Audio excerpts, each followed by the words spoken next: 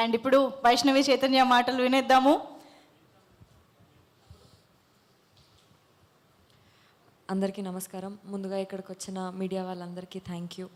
ఇంకా ప్రతి సినిమాకి పాజిటివ్గా అప్ ఫ్రంట్ అయ్యి వచ్చి బ్లెస్ చేస్తున్న అరవింద్ గారికి కూడా thank you so much.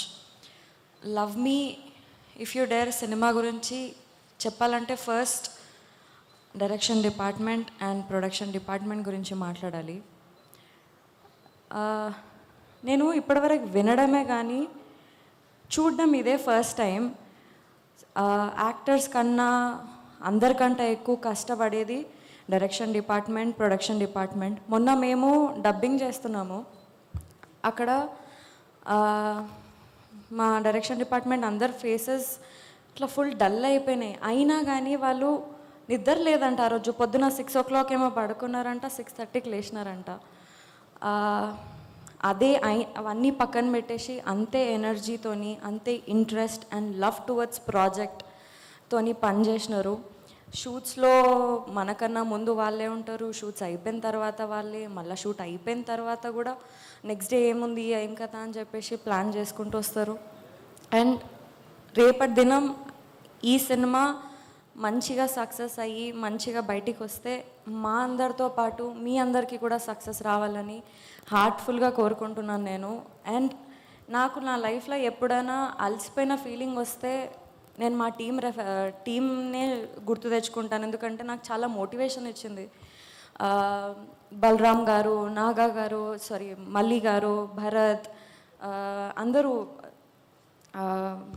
Akul గారు, అందరూ thank you so much for being inspiration and motivation for all of us. ఇంకా అరుణ్ గారి గురించి మాట్లాడాలి. ఫస్ట్ ఆయన పర్సనాలిటీ గురించి చెప్పాలి నేను మీకు. మన లైఫ్లో మనకి జనరల్గా కొన్నిసార్లు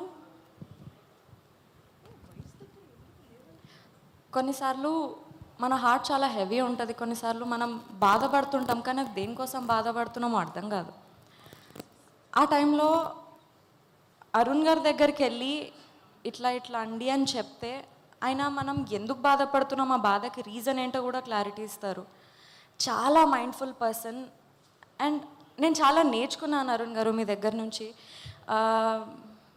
మేబీ నా లైఫ్లో నేను ఎక్కడైనా లో అనే సిచ్యువేషన్లో వస్తే మీరు చెప్పిన లెసన్స్ ఆర్ మీరు ఫేస్ చేస్తున్న లెసన్స్ అని నేను నాకు మోటివేషన్గా, ఇన్స్పిరేషన్గా తీసుకుంటాను. Thank you so much. And మీకున్న నాలెడ్జ్ని, మీకున్న డిఫరెంట్ పాయింట్ ఆఫ్ వ్యూని ఈ సినిమాలో డైలాగ్స్ రూపంలో మా అందరి ముందు పెట్టినందుకు thank you so much. And most importantly Raju garu, Shirish గారు, హన్షిత గారు, హర్షిత్ గారు, ఇది చాలా డిఫరెంట్ సినిమా. ఈ డిఫరెంట్ సినిమాని కాన్ఫిడెంట్గా నమ్మి పుష్ చేసి ఇంత సక్సెస్ఫుల్గా షూటింగ్ అంతా కంప్లీట్ చేసి ఇక్కడ వరకు తీసుకొచ్చినందుకు, పాజిటివ్ ఎన్విరాన్మెంట్ క్రియేట్ చేసినందుకు థ్యాంక్ యూ సో మచ్.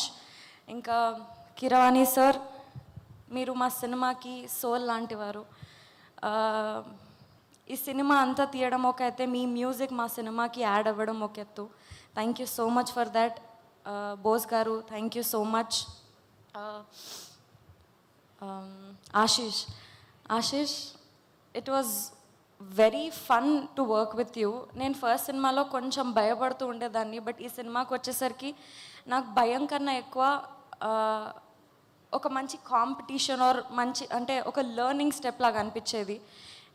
సెట్లో మేము పర్ఫామ్ చేసేటప్పుడు కూడా మేమిద్దరం రిహార్సల్స్ చేసుకొని మంచి అండర్స్టాండింగ్కి, డైలాగ్స్కి అన్నీ ప్రాపర్గా సెట్ చేసుకొని చేసేవాళ్ళం. You are a very good actor. It was fun to work with you.